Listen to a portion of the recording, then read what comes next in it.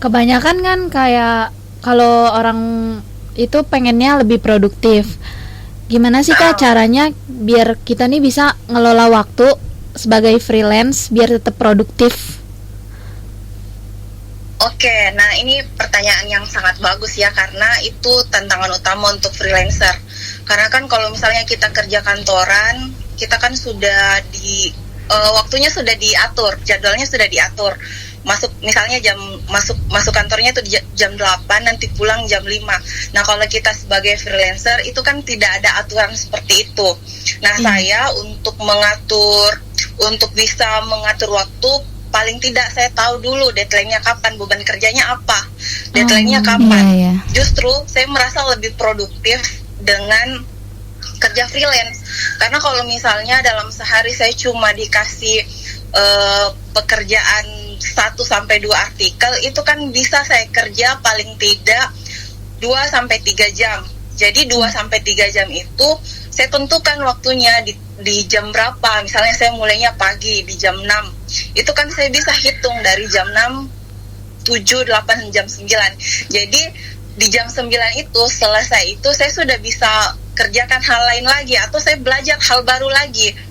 Jadi dari awal freelance, memang awalnya freelance writer ya, menulis artikel online segala macam, tapi karena itu waktunya bebas, maksudnya masih punya banyak waktu setelah mengerjakan tugas, jadinya saya lebih banyak waktu lagi untuk belajar hal lain. Akhirnya waktu itu saya suka nonton video-video random di YouTube, kayak misalnya seremeh, mungkin dipikirnya remeh ya, dulu saya mikirnya apa sih manfaatnya ini, tapi ternyata dulu saya suka nonton bagaimana cara bikin Google Maps, bagaimana cara bikin Google Business. Ternyata sekarang saya sering juga dapat project freelance untuk bikin Google Business dan Google Maps.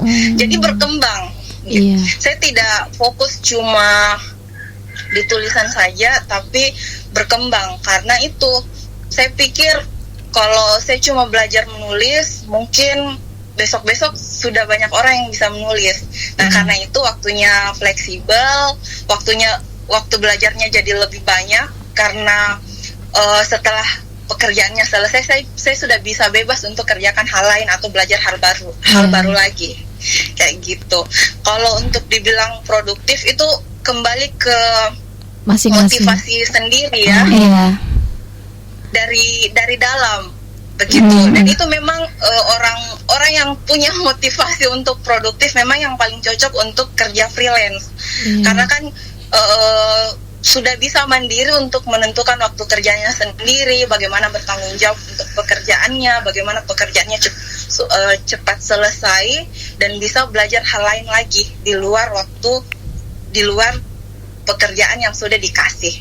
Begitu.